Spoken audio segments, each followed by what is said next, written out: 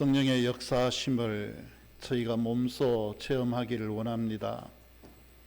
보혜사의 은혜를 덧입어서 예수 그리스도에 대한 확고한 믿음을 얻게 하시고 이로 말미암아 하나님께 점점 더 가까이 나아가는 아름다운 믿음이 저희 안에 풍성하게 하시옵소서. 예비하신 말씀을 읽고 들을 때 성령 하나님께서 빛을 비추어 주시며 이 말씀이 저희 영혼의 양식이 되도록 도우시고 또한 전하는 종에게도 성령께서 새로운 은혜와 힘을 더하여 주시옵소서. 온전히 주의 영에 사로잡힌 귀한 시간 되기를 소원하옵고 예수님 이름으로 간절히 기도드리옵나이다. 아멘. 오늘 주신 말씀 고린도 전서 12장 1절에서 3절까지의 말씀입니다. 고린도 전서 12장 1절에서 3절까지의 말씀 천천히 같이 읽겠습니다. 형제들아, 신령한 것에 대하여 나는 너희가 알지 못하기를 원하지 아니하노니 너희도 알거니와 너희가 이방인으로 있을 때에 말 못하는 우상에게로 끄는 그대로 끌려갔느니라. 그러므로 내가 너희에게 알리노니 하나님의 영으로 말하는 자는 누구든지 예수를 저주라 할 자라 하지 아니하고 또 성령으로 아니하고는 누구든지 예수를 주시라 할 수 없느니라. 아멘. 인사하겠습니다. 주님 앞에 설 때까지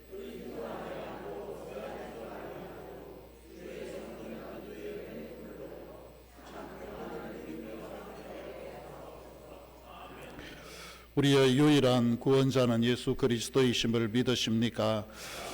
오늘 우리가 죽어도 하나님의 나라에 가게 될 것을 확신하십니까? 믿음의 고백대로 우리 안에 이루어지기를 축복합니다. 덥지요? 오늘 유난히 바깥이 더운 것 같습니다.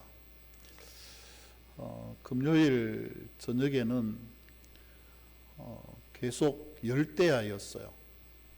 상당히 좀 날씨가 덥고 좀 지친다 하는 표현이 맞을 수 있을 겁니다. 근데 우리 장로님 기도하신 대로 드디어 8월이 가고 내일부터는 좀 더 시원하지 않을까 그런 기대는 해봅니다. 지난주에 예언을 한 것이 약간은 틀린 것 같기도 하고 맞는 것 같기도 하고 비가 안 올 거라 그랬는데 뭐 큰 비는 아니어도 그래도 요 정도라도 와서 감사를 합니다. 강릉에는 이제 거의 물이 바닥이 나서 앞으로 이대로 가면은 15일 정도 후에는 집집마다 공급할 수돗물이 없어진다. 뭐 그렇게 이야기를 하고 있습니다. 사실 굉장히 걱정이죠. 이게 조금은 와야 되지 않나. 다른 데서 지금 보니까 소방차들이 지원이 된 것 같아요. 오늘 아침에 교회에도 보니까 김포에서 온 소방차들이 지금 지나다니고 있더라고요. 물을 어디서 퍼가는지는 모르겠어요.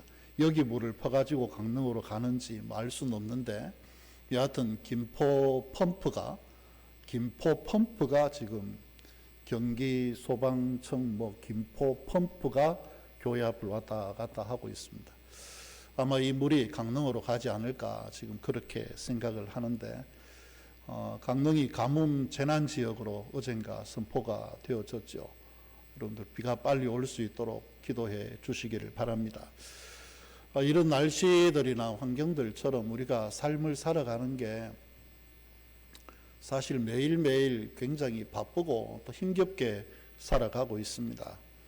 직장을 다니시는 분들은 직장에서 책임이라는 게 또 있지 않습니까? 내가 해야 되는 부분들이 있기 때문에 책임이라는 게 있고, 집에서는 내가 이 가정에서 자녀가 되든 부모가 되든 간에 가장이다 아니다 그걸 떠나가지고 내 자신들에게 각자가 주어진 역할들이라는 게 있습니다. 그 역할들이 있고, 근데 이런 모든 것들을 제대로 수행하기 위해서는 우리한테 건강이라는 게 또 있어야 되는데 건강이 부족한 경우도 있고요. 돈이라는 것도 사실 뭐 굳이 따진다 그러면은 여러분 필요하지 않는 게 절대로 아닙니다. 돈이라는 게 우리가 일상을 살아가는 데 있어 가지고 굉장히 유익한 것이고, 또 복음을 전한다라는 측면에서 보면 이 돈이라고 하는 것은 굉장한 힘이 되어집니다. 해외에서 선교를 하는 선교사들을 우리가 생각할 때는 믿음으로 하지 뭐 자꾸 돈 그러면서 돈 달라 그러느냐, 그렇게 이야기를 할 수 있는데, 그들이 거기 나가서 할 수 있는 것은 믿음으로 행할 수 있는 일들이 있고, 본국에서 돈을 보내줘서 돈으로 할 수 있는 게 굉장히 많습니다. 예컨대 우리가 130년 정도 전에 한국에 복음이라는 것이 들어올 때 해외 선교사들이 믿음만 가지고 오지 않았어요.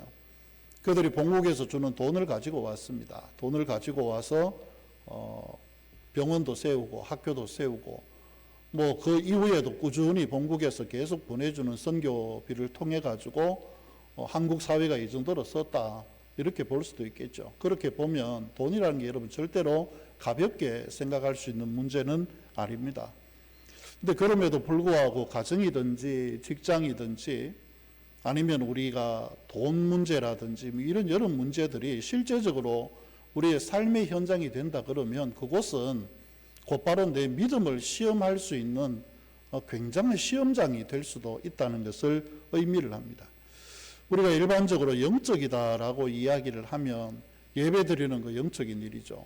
여러분 기도하는 거 영적인 일입니다.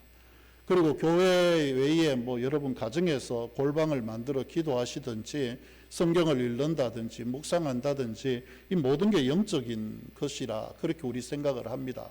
근데 그 외에 나머지 것은 세속적인 것이다라고 생각을 하지만 실제 진짜 영성은 여러분 예배당 문을 나서야 됩니다. 여러분 가정이라고 하는 그 틀을 벗어난 때부터 시작해서 이제 비로소 내 영성이 그곳에서 작동을 하기 시작한다는 의미가 되어지는 거죠.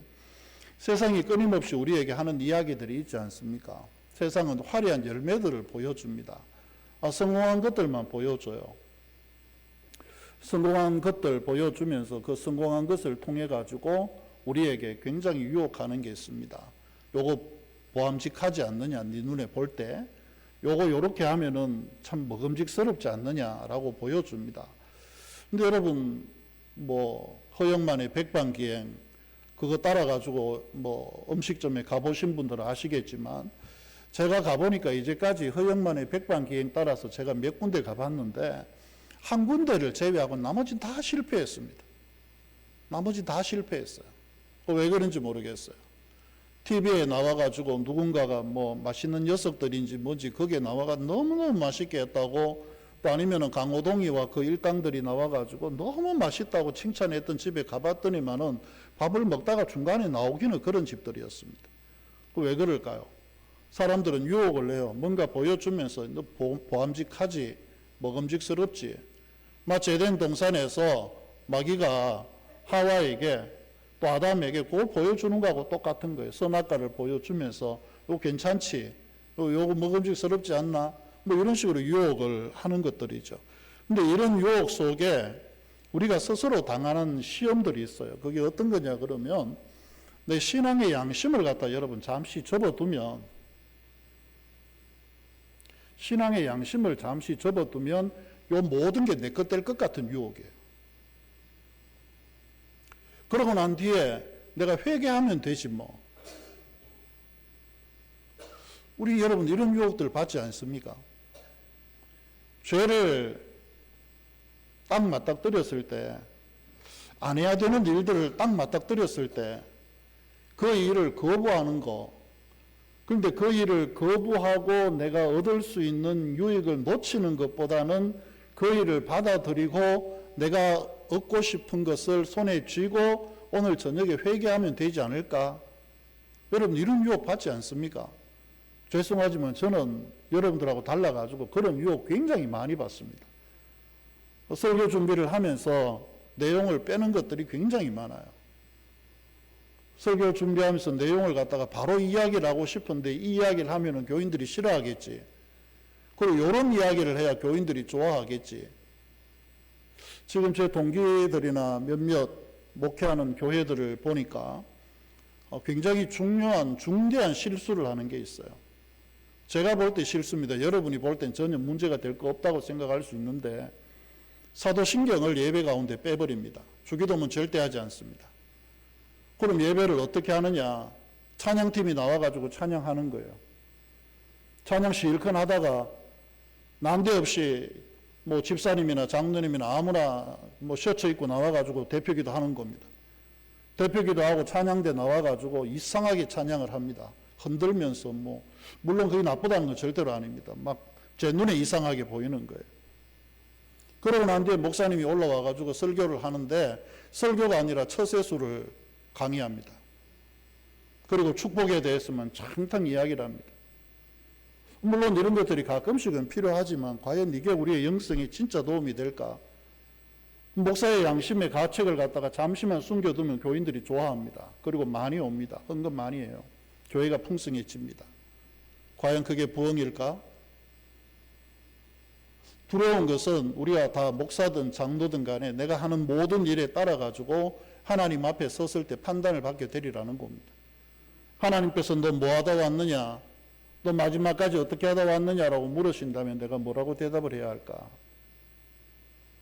그냥 사람들의 즐거움을 위해서 그렇게 하다 왔습니다라고 대답할 수 있을까? 근데 여러분, 이런 문제가 우리 목사의 문제뿐만은 아니죠. 성도들 역시 마찬가지입니다. 뒤의 일들은 어떻게 되든지 관계없이 우선은 축복에 대한 설교를 듣고 싶고 교회에 오면은 다른 사람들에게 사랑을 받고 싶고 내가 사랑하는 건 별개예요. 그리고 다른 사람에게 섬김을 받고 싶습니다. 기도할 때는 섬긴다라고 이야기를 하지만 실제적으로 섬김을 받기를 원하고 다른 사람들이 끊임없는 희생을 통해서 내가 대접을 받기를 원하는 거예요. 그러면서 우리 자신들은 스스로 교회에 왔다 가면은 섬김받고 대접받고 그렇게 하고 난 뒤에는 참 내가 좀 괜찮은 존재인가 아닌가 달콤한 유혹에 빠져버리는 겁니다. 여러분, 집에서는 어떻습니까? 아버지가 한마디 하면은 가족들이 벌벌벌 떠는 게 가장으로서의 권위라고 생각을 할 수 있지만 과연 그 뒤에 얼마 뒤에 자식들이 다 자라고 분가해 나가고 그렇게 되었을 때도 그 아버지를 존중할까? 천만에요. 그렇지 않을 겁니다. 우리가 양심의 가책을 덮어놓고까지 우리가 신앙으로 포장을 할 필요는 없다.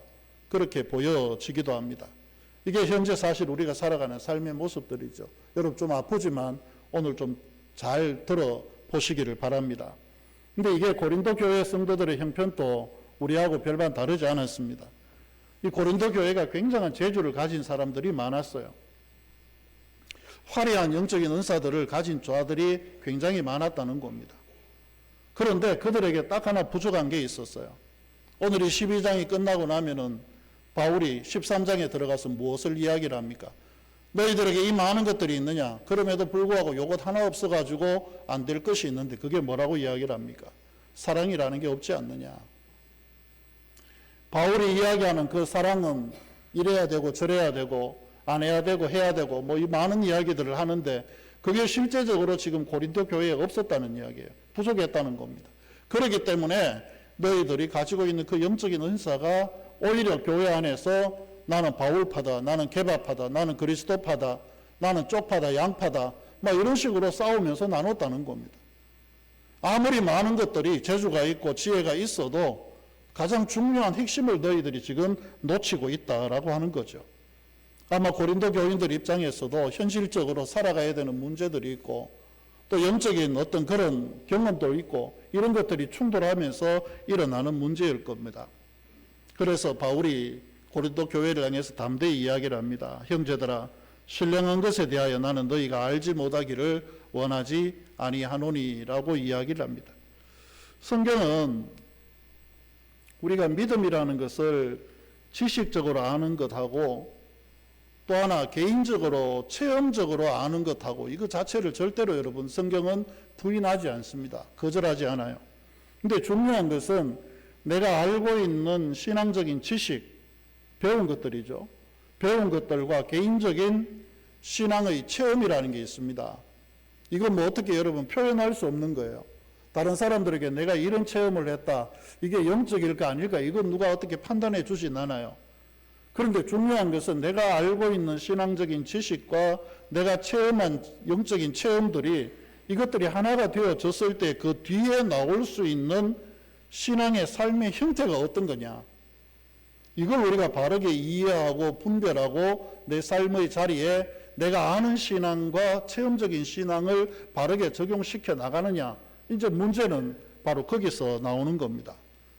오늘 말씀은 고린도 교회에 바른 영적인 분별에 대한 기준을 지금 제시를 하는데 성령님께서 그 기준을 고린도 교회에 제시해 주는 것이 바로 예수 그리스도를 누구라고 인정을 하느냐. 이것에 따라서 영적인 것이냐 아니냐를 분별할 수 있다라고 이야기를 하고 있죠. 오늘 이 말씀을 통해서 우리의 삶과 신앙을 여러분 새롭게 한번 돌아볼 수 있었으면 좋겠습니다. 우리 삶 속에서 가장 중요한 것은 이게 영적인 소리인가 아니면 세속적인 그런 소리인가 성령의 음성인가 이런 것들을 바르게 분별할 수 있어야 됩니다. 바울이 과거 고린도 교회 성도들의 형편을 이야기를 하면서 너희들이 과거에는 이방인으로 있을 때에는 그리스도인이 아니라 믿지 않는 사람으로 존재할 때에는 말도 못하는 우상들에게 그냥 너희들이 끌려가지 않았느냐라고 이야기를 합니다. 당시 고린도 지역에 수많은 이방의 우상 신전이 있었습니다. 우상의 신전이 있었고 사람들은 그 신전에 나가서 그 신들이 이야기하는 바를 따라가지고 아주 황홀한 경험들을 했어요. 실제적으로 신전 안에서 신비한 체험을 그들이 하게 된 겁니다. 근데 그 신비한 체험이 그들의 삶을 궁극적으로 변화시켜 주지는 못한 거예요. 그들은 그런 신비한 체험들이 황홀경에 빠져가지고 아주 그냥 영이 충만한 것 같은 그 속에 있을 때 그들이 잘 사는 것 같았는데 결국 그런 삶이라는 것이 우상들에게 휘둘리는 삶이었다는 겁니다. 혹시 여러분 주변에 점쟁이들 아는 분이 계세요? 내가 아주 무당하고 친하다라고 하시는 분 계십니까? 무당 잘 사는 거 본 적 있으세요? 점쟁이 잘 사는 거 본 적 있으십니까? 잘 사는 거 같이 보일 수 있어요. 요즘은 인터넷으로도 점 쳐주면서 점 한 건당 3만 원 받는다고 합니다. 혹시 여러분 필요하신 분 저한테 이야기하시면 제가 중간에 연결을 해주고 5천 원 정도 구전을 뜯어먹을 수 있을 것 같습니다. 이야기를 하십시오. 제가 알려드리겠습니다. 심지어 이렇게 지금 해요. 그런데 이 사람들의 결말이 전부 깨끗하지 않습니다. 결말이 결국은 어둠의 영에 이끌려서 살다가 보니까 그들의 영을 따라서 이상한 인생을 살아가게 되어지는 거죠. 오늘날 적어도 우리 그리스도인들이라고 이야기를 하는 모든 사람들이 적어도 겉으로 우상을 숭배하진 않아요.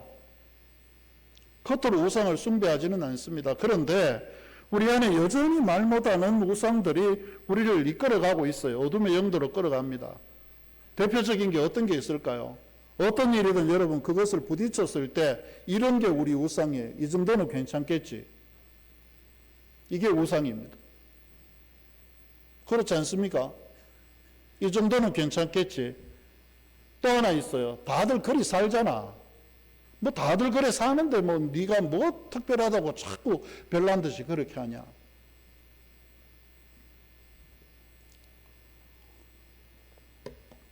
처음에 담임 전도사로 갔던 교회가 성도들이 한 30분 정도 됐습니다.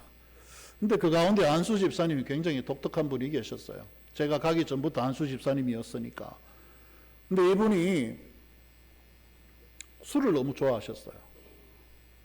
술을 너무 좋아하셔가지고 동네에서 술 마시고 동네 청년들이 이분을 집에 데리고 오는데 양쪽에 부축을 하고서 이렇게 데리고 오는 거예요. 어느 날 하루 교회에 와서 화단 밑에 제가 풀을 뽑고 있다 하니까 이분이 저녁답 돼서 또 이렇게 끌려오는 겁니다. 그래서 풀 뽑던 뒤에 그 옆에 세워져 있던 짝대기를 들고 쫓아갔습니다. 때린다고. 그때가 제가 26인가 7인가 됐습니다. 때린다고 쫓아갔더니만은 은퇴 장로님이 교회 바로 옆에 계시다 그걸 보고는 이분 역시 밭에 계시다 보고는 와서 아이고 전도사님요 사람 죽이려고 하는겨 이러더라고. 그래서 제가 때리겠다는 생각은 아니었겠지만 근데 화가 나서 짝대기를 하여튼 들었던 건 사실이에요. 근데 이분이 사실 진짜 재밌는 건 따로 있어요. 교회 바로 장로님 옆에 살거든요. 교회가 있고 그 옆에 장로님이 사시고 그 옆에 그 안수 집사님이 살아요. 안수 집사님이 사시는데 자기 칠순이 어느 날 됐어요. 칠순이 됐는데 교회 와가지고 저한테 그렇게 이야기를 해요. 전사님,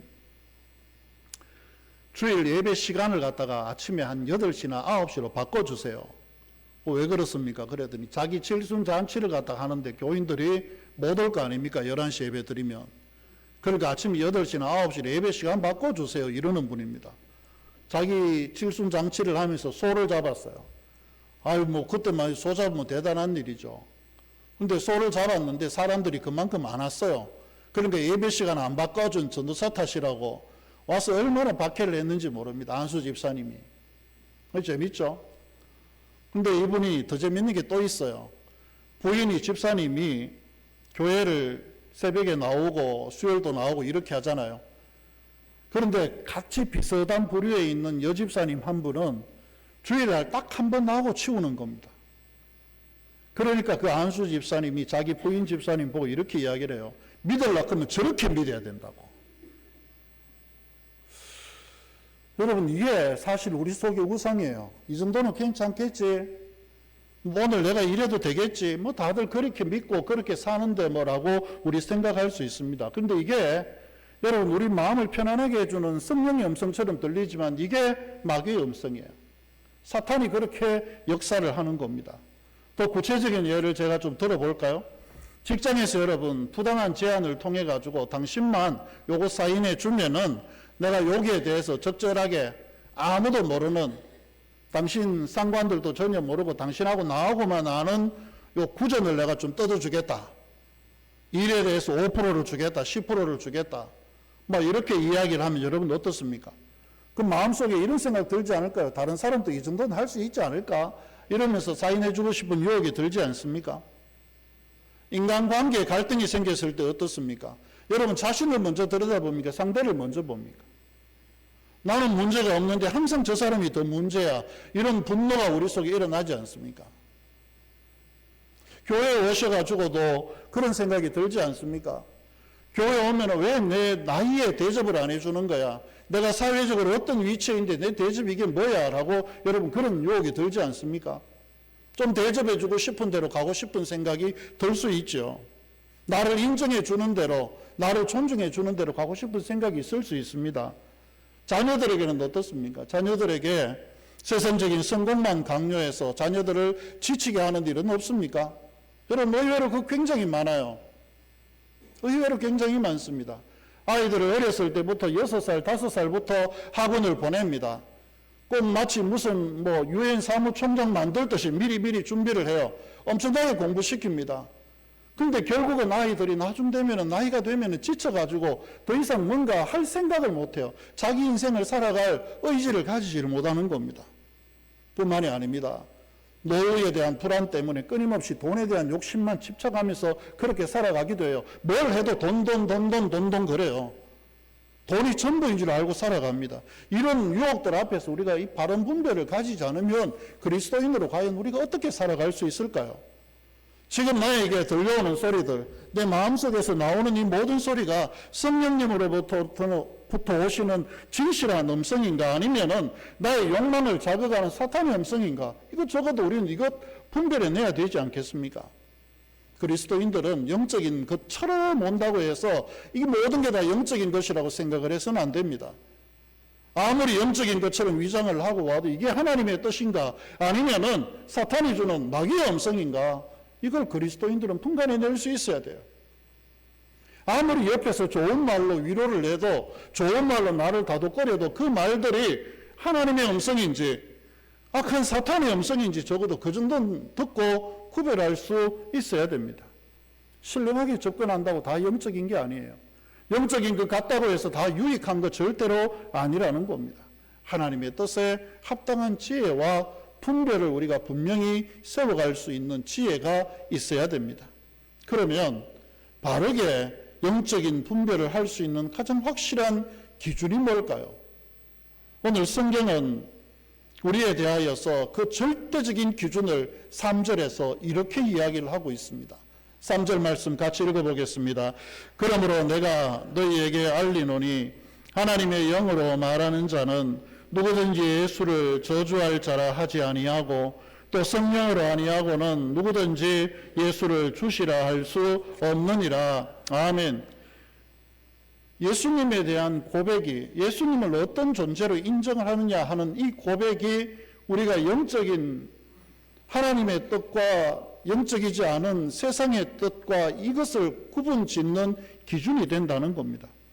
예수님이 주님이시다라고 하는 인식이 우리의 신앙을 더 건강하게 만드는 기준이 되어져 간다는 거죠. 오늘 그 예수님을 주라고 부르는 자라고 이야기를 합니다.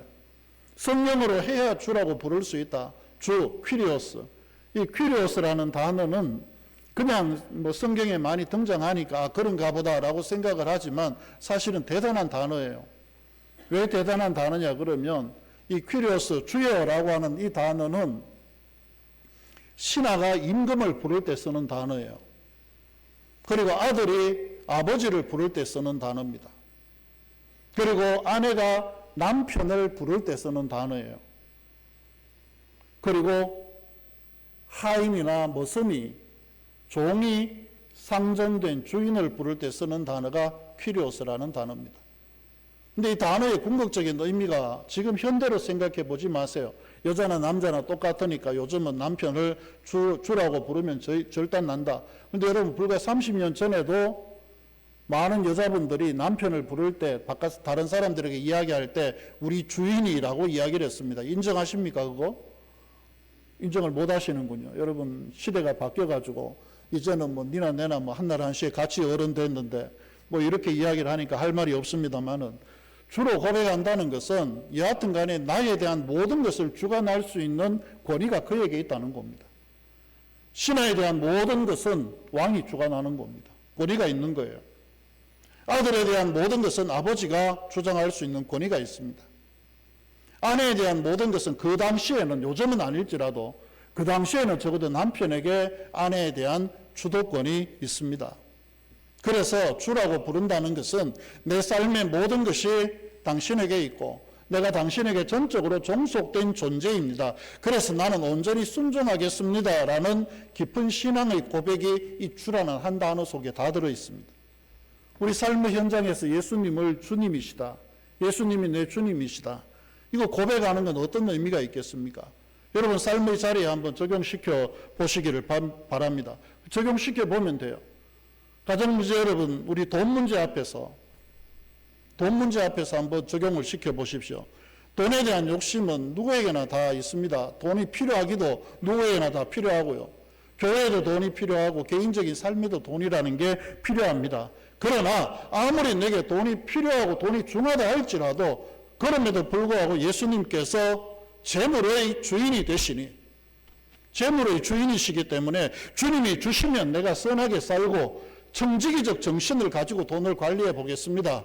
이게 그리스도인들의 재물에 대한 바른 인식이에요. 이게 영적인 겁니다. 이게 나타나는 게 어떻게 나타나야 됩니까? 하나님께 대하여서 바르게 11조 생활이 나와야 됩니다. 그리고 이웃을 사랑하는 일에 내 주머니가 조금은 손해를 볼 수 있어야 돼요. 그리고 합당한 소비 습관이 돼야 됩니다. 요즘 정권이 바뀌면서 굉장한 문구들이 현수막에 밖에 나붙었습니다. 여러분 맞는지 아닌지 모르겠는데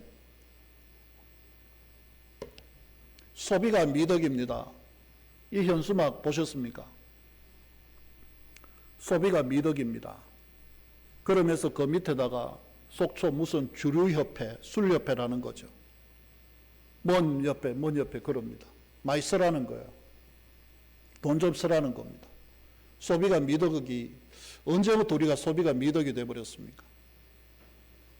물론 적절하게 쓸 때는 써야 되지만 적어도 그런 일에는 절제할 수 있어야 됩니다. 이게 그리스도인들이에요. 돈의 주인은 누굴까요? 돈의 주인은 예수님이십니다. 이걸 인정하는 게 우리 신앙의 삶이 됩니다. 이게 영적인 삶이에요. 그리고 인간관계를 한번 생각해 보십시오. 인간관계도 마찬가지입니다. 내가 원한이 쌓이면 당연히 복수하고 싶어요. 사람은 누구나 다 그 마음이 다 그 속에 들어 있습니다.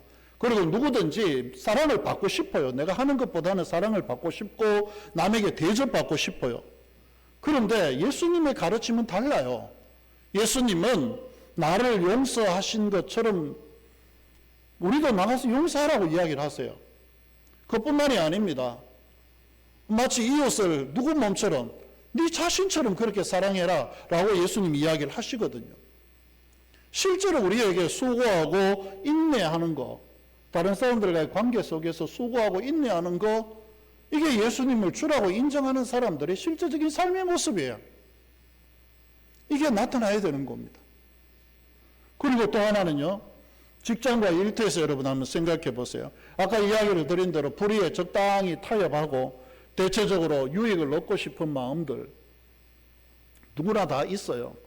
막 못 본 척하고 넘어가면은 나도 편하고 다 편하고 그럴 것 같은 상황이 있습니다. 근데 예수님께서 사장이시기 때문에 이거 그렇게 할 수 없는 거예요. 왜냐하면 사장 대신 예수님은 다 보고 있으니까요. 그렇기 때문에 내가 직장 생활에서 불의와 타협할 수는 없는 겁니다. 성실하게 일하면서 내게 주어진 시간을 최선을 다해서 직장을 위해 헌신하는 것도 필요한 거예요. 강한 책임감, 강한 윤리의식 이런 것들이 그리스도인들에게는 꼭 있어야 됩니다. 다 안 하는데 뭐 꼭 내가 해야 됩니까? 예, 해야 됩니다. 왜? 우리가 그리스도인이기 때문에 그렇습니다. 예수 믿는 사람이기 때문에 그래요. 아무도 안 하는데 왜 우리에게 강요합니까? 어쩔 수 없습니다. 여러분의 주인 되신 예수님이 그렇게 명령하시기 때문에 그래요.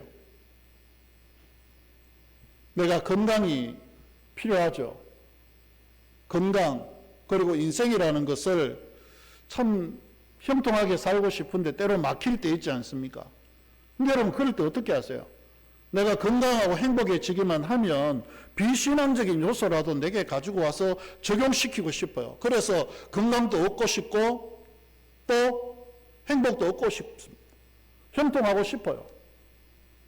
그래서 가끔씩 여러분 신문 보면서 띠에 따라 가지고 오늘 운세 보지 않습니까? 보는 사람 천질걸. 지난번 통계해 보니까 연초가 되어지면, 연말이 되어지면 뭐 토정비결 뭐 이런 거 보는 그리스도인들이 100명 중에 46명이랍니다. 나는 절대로 목사님 그런 거 아닙니다. 감사합니다. 여러분 안 그럴 줄로 믿습니다. 그리고 요새 많은 그리스도인들이 여러분 장명소에 가서 이름을 바꾼대요. 재판을 해가지고 이름을 바꾼대요. 뭐 이름을 바꿔야 되는 경우들이 있어요. 보니까 뭐 이름이, 여자분 이름이 본녀, 이쁘죠? 굉장히 이쁩니다. 그런데 문제는 성이에요. 이분의 성이 뭐였냐 그러니까 성이 박씨입니다. 그래서 이름이 뭐가 되는 겁니까? 박복녀가 되는 겁니다. 복이 없는 아주 박복한 여자가 되는 거예요. 그래서 이분이 커가지고 이름을 바꿨어요. 이건 인정을 해요. 이런 경우에 인정을 합니다. 그런데 이름이라는 것을 갖다가 바꾸면서 내가 보니까 이 모든 게 지지리도 안 돼. 그래서 내가 아버지가 지어준 이름, 할아버지가 지어준 이 이름이 문제인 것 같아. 그래서 이 이름을 바꾸는데 목사한테 와서 목사님 이름을 하나 지어주세요. 이름이 얼마나 좋을까요? 그런데 밖에 나가가지고 엉뚱한 데 가서 3만 원 주고 5만 원 주고 이름 하나 지어가지고 옵니다. 참 기가 막히죠. 어떤 목사님이 그런 분에게 물어봤대요. 왜 그러냐고. 그랬더니 이분이 당당하게 이야기를 하는데, 목사님, 성경에도 이름을 바꾼 역사가 충분한데 왜 나한테 그러십니까? 이렇게 이야기를 한대요. 그런데 여러분 성경에 이름 바꾼 사람 가만 생각해 보세요. 대부분이 불같은 시험을 통과하고 승리한 이후에 하나님의 영광을 드러내기 위해 주신 이름이에요. 아브라함이 아브라함으로 바뀐 때가 언제입니까? 아들을 하나님께 적어도 바친 이후에 이름이 바뀐 거예요. 야곱이 이스라엘로 언제 바뀐 겁니까? 야복강에서 죽을 고생을 하고 새롭게 변화된 그 모습을 하나님께서 이스라엘로 바꿔주신 것 아닙니까? 근데 우리는 잘돼 보기 위해서 이름을 바꾸는, 이건 성경적이지 않습니다. 예수님께서 이런 경우들이 생길 때 예수님께서 내 주인이신데 내 이름이 이러면 어떠하고 저런 건 어떠하리, 모든 것을 내가 주님께 맡기고 주어진 시간을 감사함으로 최선을 다해서 살아가리라. 이게 그리스도인들이에요. 이게 예수 믿는 사람입니다. 저도 백주라는 이름 굉장히 마음에 안 들거든요. 여러분 이름 하나 지어줘보세요. 백주라는 이름 굉장히 마음에 안 들어요. 30년 조금 더 전에 여러분 술 광고 기억하십니까? 동해백주 빨간 상표 25도 텔레비에 광고 나왔습니다. 동생 이름은 동주입니다. 백주와 동주. 이 술이 늘 따라다녔습니다. 지금도 생각해 보면 우리 아버지가 왜 그렇게 이름을 지었을까? 뭐 마음이 조금 아찔아찔한 거 있는데 백주라는 이름 때문에 그래도 여기까지 왔다고 생각을 합니다. 여러분, 내게 인생의 주인은 우리 주님이십니다. 주님이 주인이시라면 내게 주어진 모든 시간들 감사함으로 하루하루 믿음으로 살아가면 주인 되신 하나님께서 우리에게 감사와 평안한 일들로 반드시 가득가득 채워주실 줄로 믿습니다. 성령님의 궁극적인 사역은 우리로 하여금 관심을 예수님께 두는 거예요. 우리의 시선을 예수님께 두게 하는 겁니다. 그리고 예수님의 말씀과 삶을 따라가고 예수님의 희생을 따라가는 겁니다. 이게 그리스도인들이에요. 이걸 따라가는 게 그리스도인들입니다. 결국 성령으로 우리가 충만한다는 것은 다른 것 아닙니다. 신비한 체험을 해서 아주 신령한 말을 하고 배속 깊은 배꼽에서부터 나오는 거룩한 음성을 내는 게 아니라 내 삶의 모든 결정이 하나님께 있다는 것을 인정하고 믿음으로 그것을 실행하는 사람이 성령으로 충만한 사람이에요. 성령님은 우리에게 예수님이 우리의 주인이라고 그렇게 우리에게 가르쳐주고 계십니다. 그리고 그 성령님은 동시에 그 주인을 인정하는 우리의 믿음을 가지고 세상 속으로 가서 예수님이 우리의 주인이라는 것을 증언하게 만들어 가시는 거죠. 매일매일 여러분 성령님의 음성에 민감하게 귀를 기울여 보시기를 바랍니다. 예수님은 나의 주님입니다. 고백의 믿음으로 살아갈 때 우리의 삶은 성령께서 역사하시는 예배의 자리가 되어질 것입니다. 예수님을 우리의 인생의 주인으로 고백하게 하시는 성령의 역사, 이것을 통해서 우리가 변화에 이를 수 있고 좀 더 거룩한 그리스도인으로 세상에서 존재감을 드러낼 수가 있습니다. 아울러 성령의 역사하심을 따라서 우리를 통해서도 예수님이 세상 속에서 증거되어질 수 있었으면 좋겠습니다. 이 모든 것들을 통해서 우리의 삶이 성전이 되고 예배가 되는 거룩함에 이르는 설악중앙교회 모든 성도들로 살아가시기를 축복합니다. 기도하겠습니다. 하나님 아버지, 귀한 말씀을 통해 저희의 삶의 모든 영역에서 성령님의 증언과 역사하심을 깨닫게 하셔서 감사를 드립니다. 저희가 붙잡고 있던 세상적 가치관과 육신의 욕망에서 벗어나 오직 예수 그리스도를 우리의 참된 주로 고백하며 살아가기를 원합니다. 성령 하나님, 저희 안에 충만하게 임하시어 저희의 생각과 마음, 말과 행동을 주장하여 주시옵소서. 직장에서, 가정에서, 모든 인간 관계 속에서 또한 저희가 결정하는 그 결정들 속에서 예수님을 주인으로 삼고 예수님의 뜻에 순종하는 믿음을 허락하여 주시옵소서. 세상의 어떤 소리보다 주님의 음성에 민감하게 반응하게 하시고 오직 예수님만 증언하며 높이는 삶을 살아가도록 저희에게 지혜와 힘을 더하여 주시옵소서.